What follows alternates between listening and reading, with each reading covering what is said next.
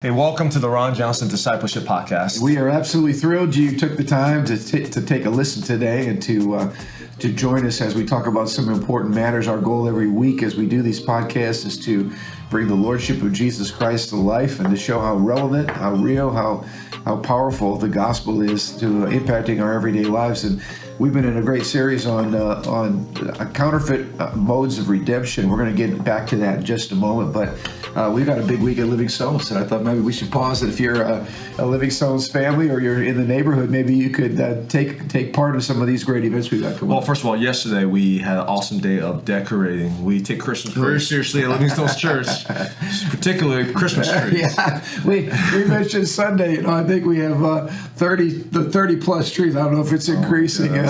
But we don't worship Christmas trees. We worship Jesus. But boy, the beautiful, transformation of the building is amazing. And on that point, I grew up in a very minimalistic family, and typically, I don't want to speak for all Asians, but many Asian families that I've experienced are very minimalistic in terms of decor and just functionality. And what I learned growing up for myself, and I'm trying to do with my family, is that traditions and festivities and stuff actually builds the identity of your kids. It really helps help them find a sense of a tradition, like I belong to someone, I'm part of something, So we establish different traditions, and we try to deck it out for our family during Christmas time more. So I appreciate that part about our church. I know there's a lot of work. We had so many people come out yesterday. And I just want to say thank you, because we had, there's probably over 100 people that come out throughout the day. Throughout the day. It was a lot of work. Yeah. But you're right. When you walk, the Christmas is an amazing time where we celebrate, of course, the birth of Jesus, and where would we be without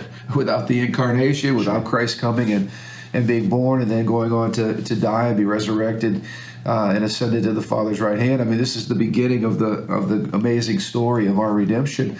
And when you drive up, you see the windows at Living Stones, the big glass windows, and inside our foyer, it's just absolutely spectacular. Yeah. So we encourage you, come on out. In fact, this Friday, we have our Christmas market, family market, I believe that's what we call it, and we have different vendors come out, fun things, I talked to whole Tom and Chelsea. They're making macarons. I'm like, oh my goodness, I'm going there just to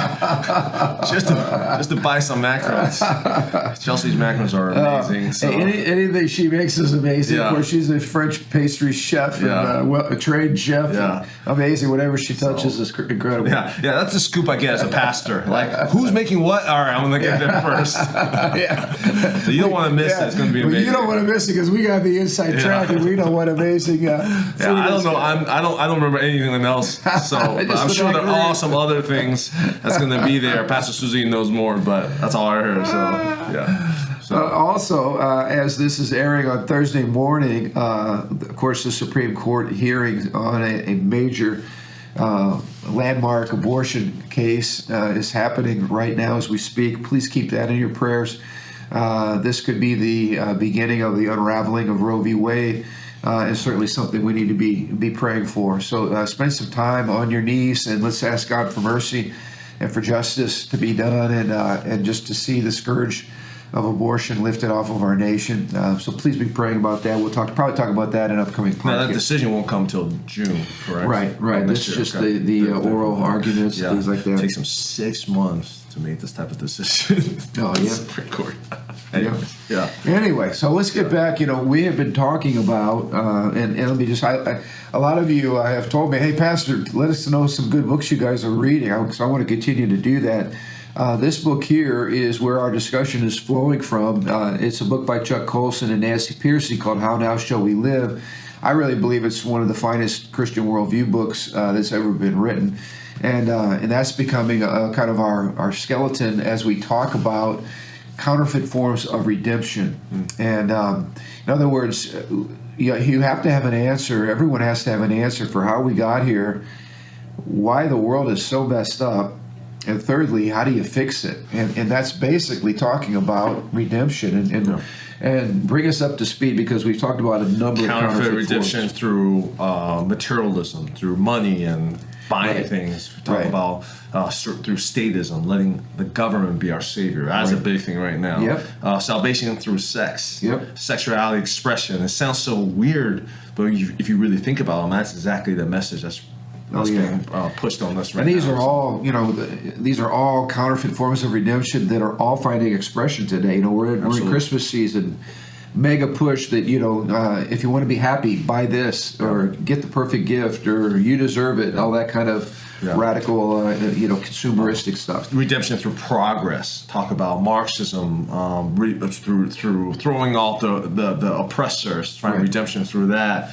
All these are just popular replacement for the true redemption. And this is what I love about the study of worldview, and I really encourage you to dive in more, because we're talking about things that are so relevant now, and yet these ideas have been around for centuries, for millennia. It really is, the Bible says there's nothing new under the sun, and it really is true, because these counterfeit forms of redemption keep popping up all throughout history.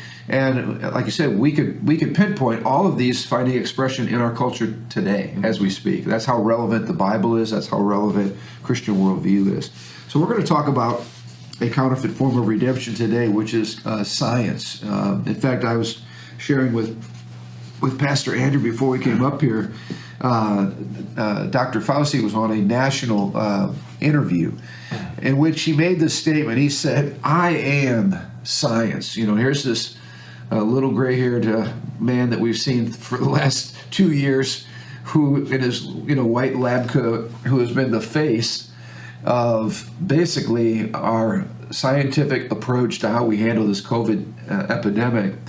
And for him to make a statement that he is science, that's like you and I saying, "I am humility," or "I am the embodiment of whatever virtue," or whatever thing. I mean, it's laughable if it were not so ridiculous. But the fact of the matter is, almost single-handedly, this man has been the face under the guise of science. He has been empowered by the American populace, who we love. We love science.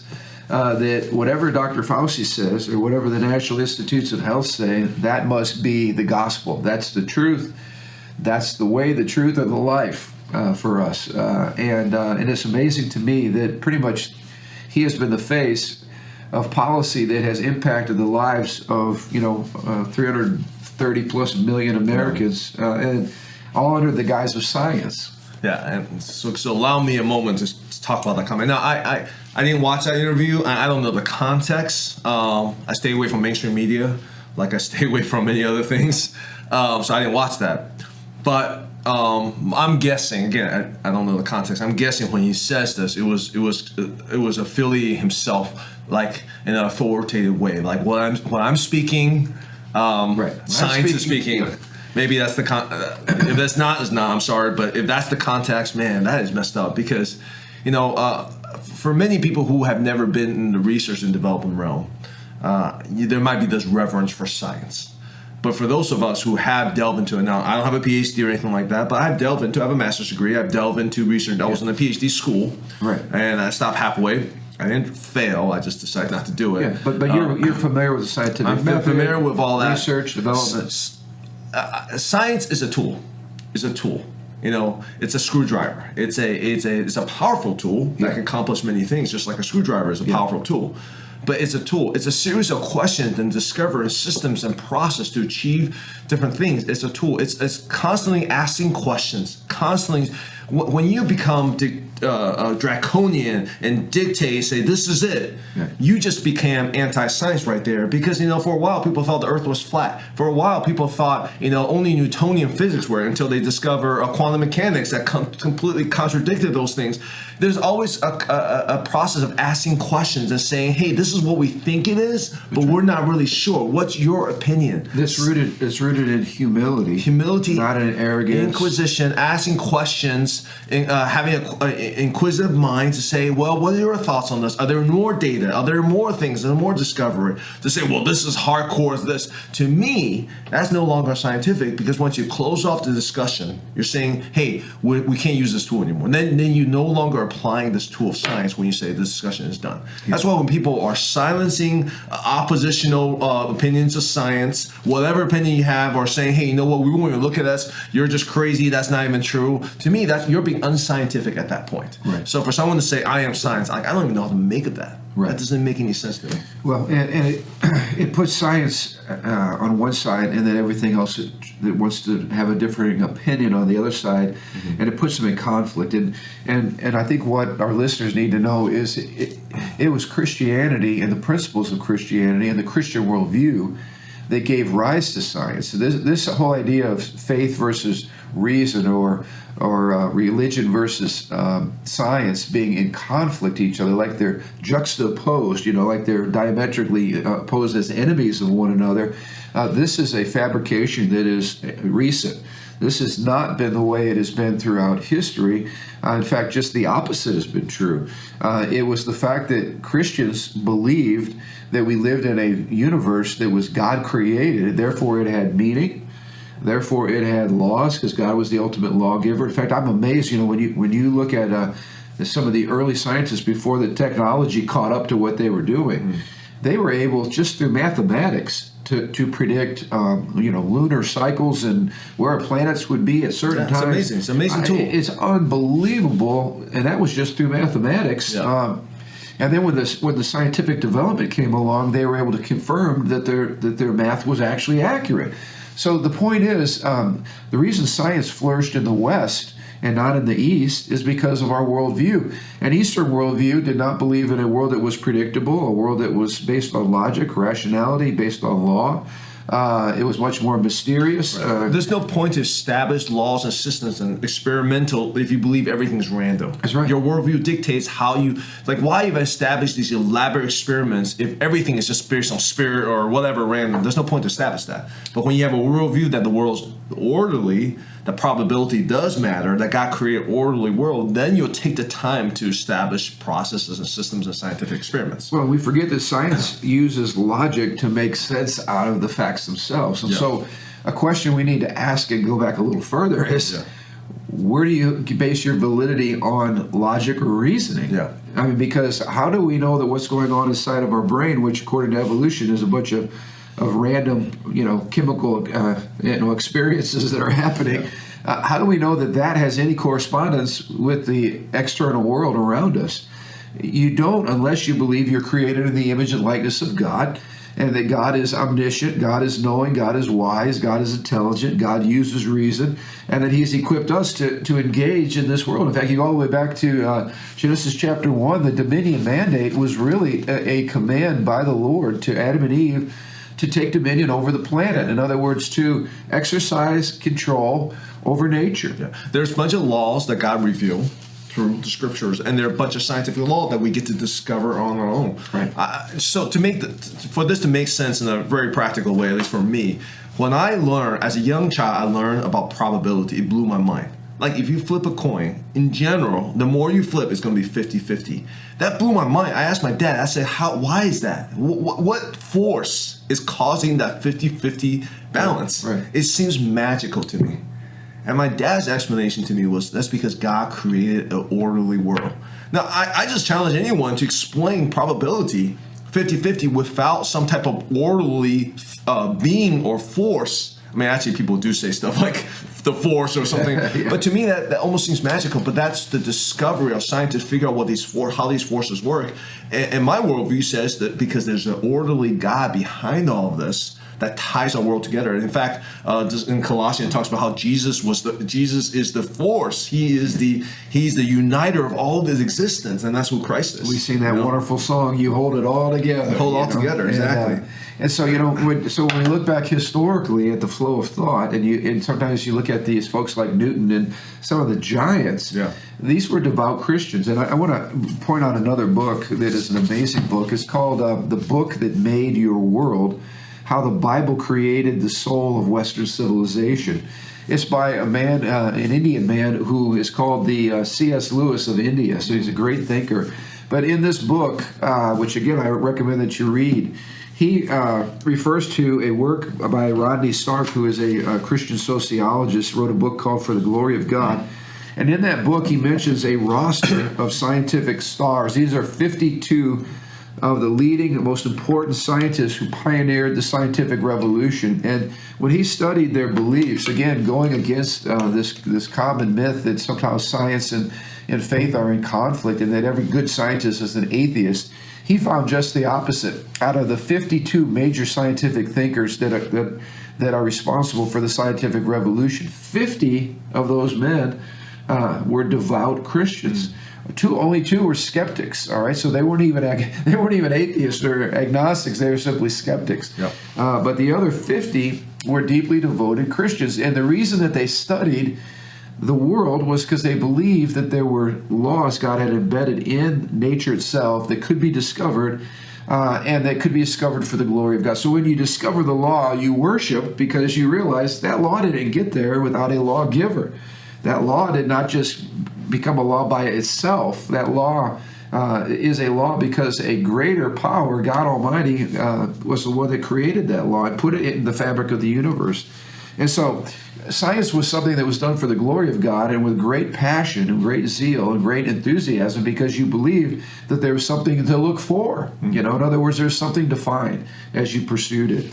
But talk about the modern war, because Colson gives kind of a little bit of a history of some of the thought that led us to where we're at today, you know, to where science has greatly outstepped its boundaries and become actually a religion. Well, just like anything, any other counterfeit redemption, science fills that void nicely.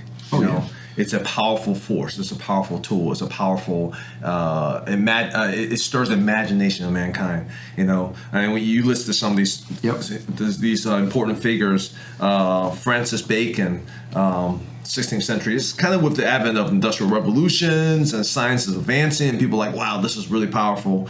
You know, he created this. Is this a fiction, a New Atlantis, or is this? Yeah, it was a fictional book that he wrote. But in that work, he conceived of this giant laboratory where the world's problems would be all solved through science, and that we could actually, you know, that whole escalator myth, right? Yeah. We're going to keep progressing to higher levels. So the main centerpiece of the New Atlantis was a scientific laboratory full of white-coated Dr. Fauci's who are going to save the world of all of its problems. And then you move to August Comte. But just on Francis Bacon real quick. Again, his utopia. Let's go back to utopianism, right? Is that, you know, whatever problem has will be solved by a bunch of people using the scientific method. Now that sounds intriguing because we have created many tools using the scientific method. Yeah. But to solve all the world's problem, again, on surface, it sounds so good, right? It sounds like, well, we solved how to make a man fly on the airplane through this, you know, through the scientific method. Let's apply this to every problem we have and see what happens. And there should be an excitement about scientific breakthrough and creating solutions to people's problems. But when you do that apart from God, that's when you get into great danger. Well, it's when you transcend the boundaries of words. Again, this is all going back to the idea of boundaries. Yeah. The boundaries that God gives us are good. Okay? And when we try to break those boundaries, we're going into a lot of trouble. And so this is when science transcends its boundaries. Yes. Okay? It's a good thing. So let's keep going. Go ahead. Yeah. So the next major theorist was Auguste Comte, the 19th century founder of sociology. And his theory is very popular today, that societies are evolving and going through different stages. And what he said was the most primitive societies are basically theological. They're rooted in theology and a belief in the supernatural. And then as you mature, then you move into a metaphysical understanding where you have philosophers and rationalism and all this kind of stuff, a society based on thinkers. And then you advance to the third stage, which he said was a scientific stage that was marked by scientific experimentation. And so even now today, you know, I noticed this, for instance, when churches opened up in the midst of COVID and we said, hey, you know, we're just going to believe that Jesus still heals. We're going to believe that we need to be open to love people, care for people, pray for people, and be the church. You had this whole tribe that was basically saying, even in the church, that almost has adopted this belief that, you know, well, those beliefs are primitive because they're supernatural and they're theological. We should be, you know, closing our building and relying on scientific data because the science is telling us to do X, Y, and Z. Yeah. I mean, this is the same faulty belief system. And you brought out a good point. Really, the opposite is true. Science is very limited in its scope. Then you move into the realm of ideas, and then ultimately you live in the realm of what, you know, the revelation. Thus saith the Lord. Yeah, for me, the scientific observation is based on your senses. and to be able to see and read a chart and look at the computer data. I mean, anybody can do that. Now, I'm not saying anyone can design those experiments. That's very difficult and takes a lot of rigor. But the observation of those, receiving those information is very, everyone can do that. A higher level will be the metaphysical, philosophical, because now you're thinking deeper things, you're asking deeper questions, you're asking deeper things, and then the highest level to me of information is revelation. It's through the Holy Spirit. Thus saith the Lord. It's through conviction of your heart. It's through a change of heart. And that's what we'll talk about a little bit later, because the science cannot change someone's heart, which we'll get to. And the great scientists of old believed that there were two books that we could read from. One was the book of Revelation, thus saith the Lord. The other was the book of nature, that God created it and created it, for His glory. Yep. And so you use those two books, nature and Revelation. Well, we've thrown out Revelation with the scriptures, but it was actually in the Bible that a lot of the foundational ideas for science, when they would read scripture, they go, wait a minute, the Bible says this about reality or about the universe, and then they would go explore that, and they'd find out, wow, that's sure enough, that's true. Yep. Some of the things that the Holy Spirit revealed in the scriptures were centuries ahead of scientific development. And so, we talk about Comte, then we move to probably the biggest one, which is Darwin. Darwin's theory of natural selection, evolution by natural selection, was a game changer, because he basically tried to provide a scientific explanation that didn't require God for how we all got life it. And species and all that jazz. Yep. But then the next step from that was genetic engineering. And talk a little bit about that, because that's really where much of science is at right now. Well, what Darwin does, he demystified life. Life is no longer a miracle. It's a scientific process. You throw a bunch of, I don't even think he really delved into the origins. Other scientists did that. He kind of talked about the speciation, but he put the idea in. Right. But the point is, if life came from a test tube, if you could create life in a test tube, we are no different from anything else. Right. There's nothing sacred about life, an intrinsic sacredness about life, which causes all kinds of social issues, right? That in itself. But out of that comes genetic engineering. Right. Because again, once you remove the sacredness of life, now we're saying, hey, everything is can be manipulated, changed, moved. We're just all part of the grand scheme of nature, manipulating things. Why don't we be in charge, and why don't we start manipulation? Yeah, it's kind of that. So the little man in the white coat in the lab now becomes a creator, because this is where it gets to be really heady and full of pride and arrogance. Is now we start saying, wait, let's, through genetic engineering, let's try to create a better human being. Let's try to create a healthier, stronger, more moral human being. In other words, let's through simply manipulation of the genetic code, let's actually create a new man in our image and likeness. Yeah, and that sounds all great and noble, but the truth is, you make man a commodity. Because again, cows are commodities, dogs are commodities, right? Dairy cow and a pig and a turkey, they're commodities. Right. If we're all just the same, there's nothing sacredness, intrinsically valuable, made image and likeness of God, of man, then we're just commodity. Why don't we just modify? We would genetically modify, clone sheep and modify chickens, and so it sounds all noble, want to make a newer man, but inevitably man becomes another commodity. Your children becomes commodity, newborns, and where does that go? And there's a lot of horror films or dystopia movies made of that idea. Right. When you make man a commodity. Right. And then Colson points out that so there's all this euphoria over genetic engineering and about what the future looks like, but then you have theorists like Stephen Hawking, the famous physicist who was an atheist, who said, we're not evolving fast enough.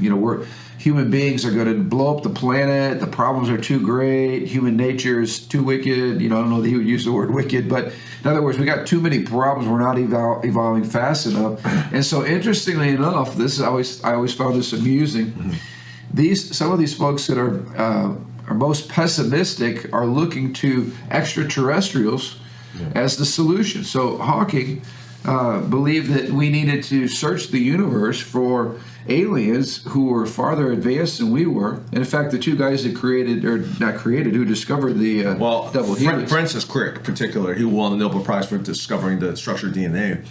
he actually believed that he looked at structured DNA. He's like, this is too complex for natural or whatever. It couldn't happen by accident. So he actually believed it was seeded from aliens. So right now there's throughout Hollywood, you see the different ideas of this idea that we're seeded from other planets. So now there's a pursuit of so there's a craving of saying, hey, what we see on the diversity, the complexity of the world can't come from just what we from nature itself.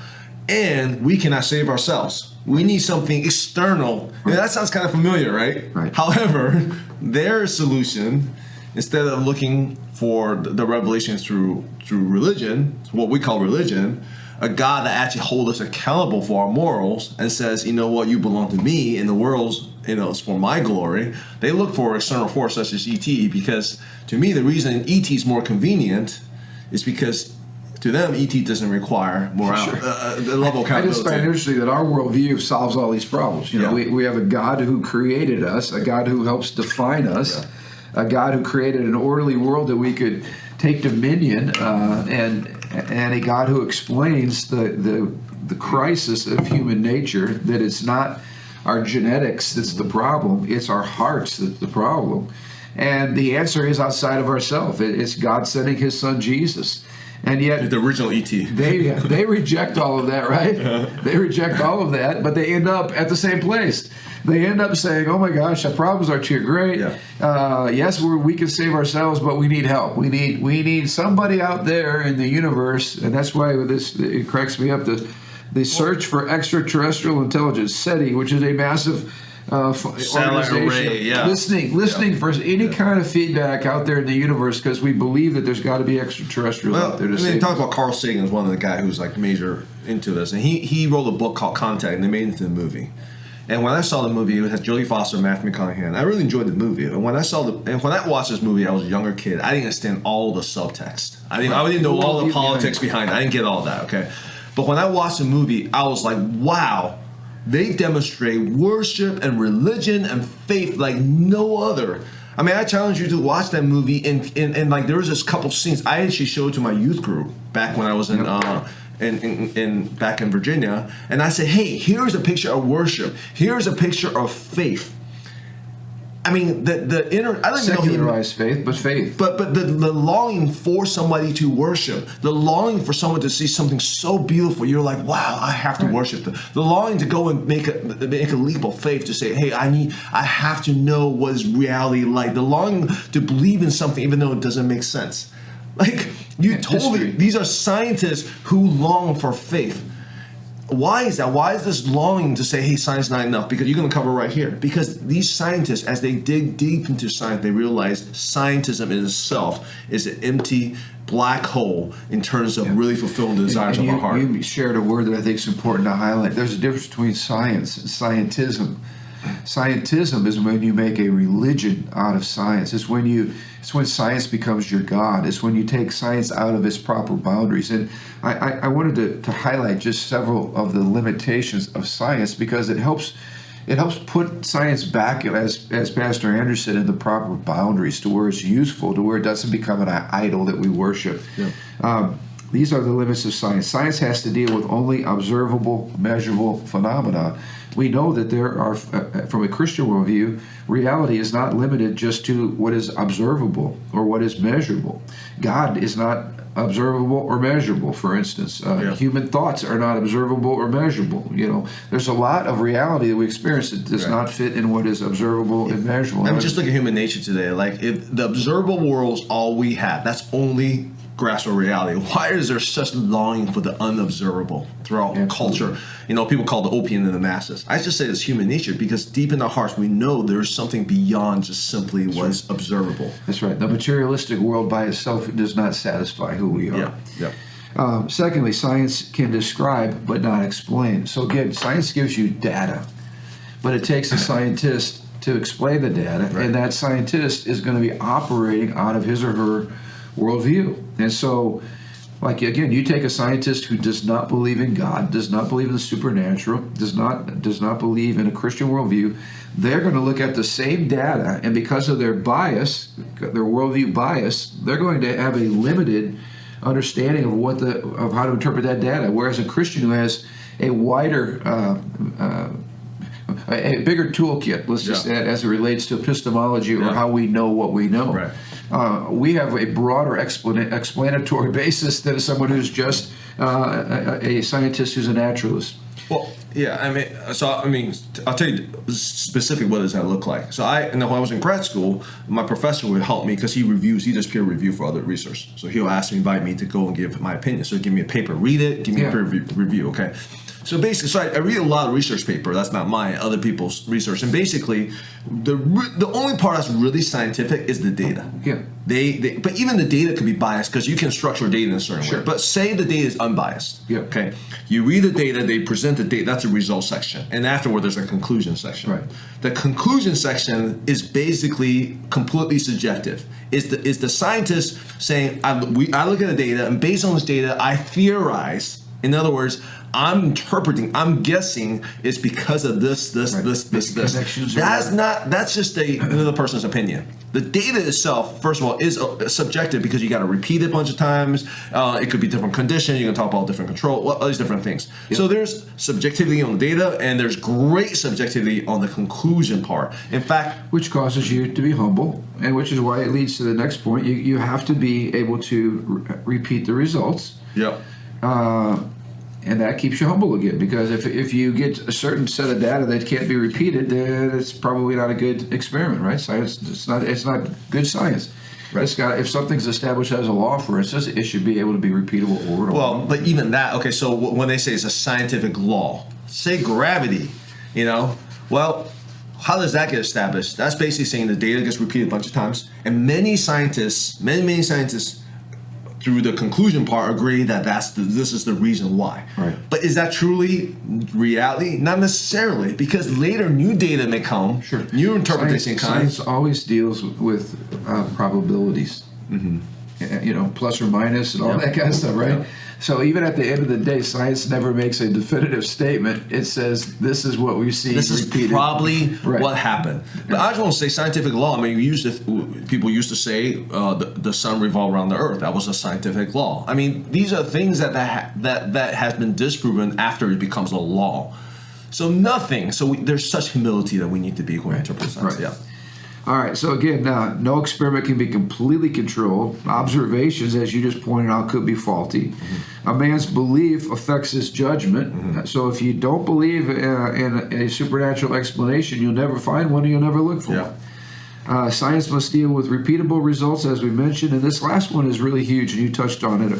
Science cannot deal with values or morals. One of my college professors used to say this: you can never get an ought from an is. In other words, science tells you what is. Here's the data. But science can never tell you what you ought to do. That's a moral judgment. That's beyond the scope of science.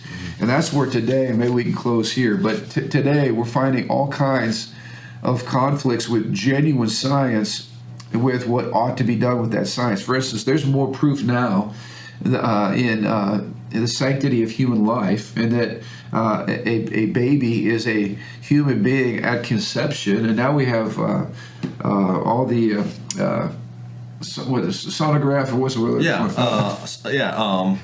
Sonograph. Anyway, they've got 3D, 4D, where you can literally see the expression of that baby's face in the womb.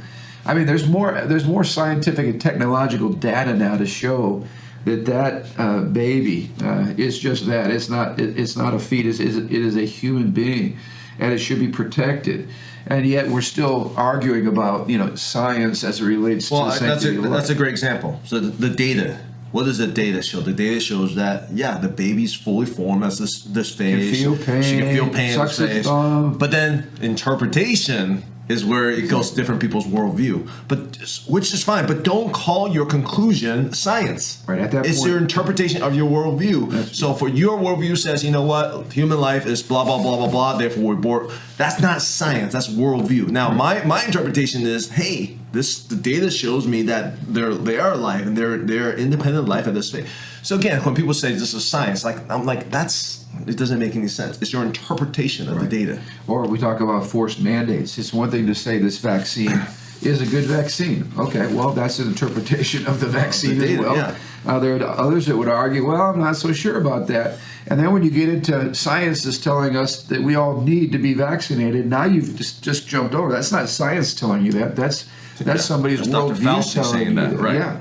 And so, this whole idea, maybe we just conclude here, that somehow a little man in a white jacket in some lab has the authority to tell our nation and all of the citizens of this great nation what we should and shouldn't be doing, and then base that authority on science is very, very scary and troubling. Well, and, let me just say an example. Okay, so what does science tell us?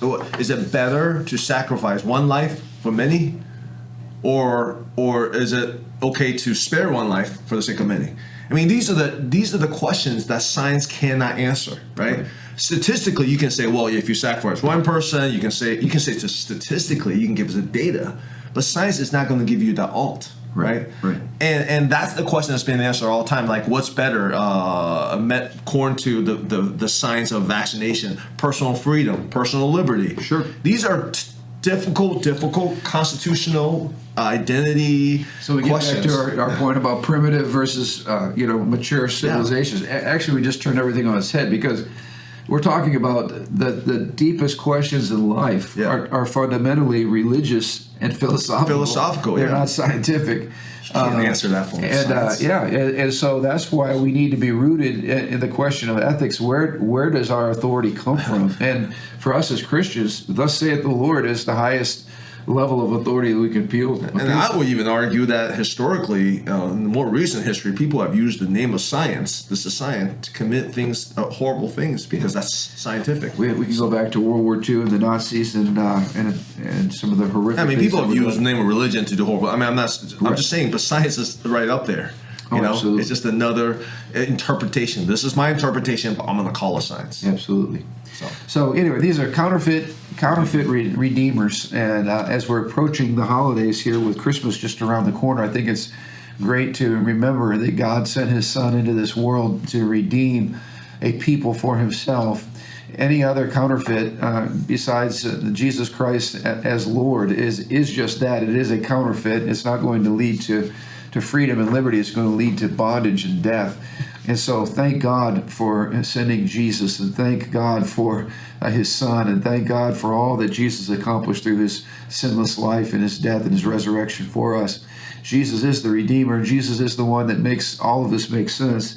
And so I encourage you, continue to press into Him and continue to press into developing your Christian worldview, because I really believe in the superiority of our worldview, because it's based on truth and it fits reality better than any other worldview. And so as you're processing through all the science arguments today, I hope this podcast has been helpful. I hope it gives you some things to some tools in your toolkit that you can use to share the gospel winsomely to your neighbors who might be under this delusion that somehow science is at odds with Jesus and with the gospel. So, hey, have a great week. We look forward to getting back with you next week. Don't forget Friday night to join us here at the church for an amazing Christmas celebration. And come on out on Sunday. We meet at 8:30, 10 o'clock, and 11:45 here at Living Stones. And the facility will look like a winter wonderland as we get ready to celebrate Christmas. All right, so we look forward to seeing you hopefully this week. God bless you guys.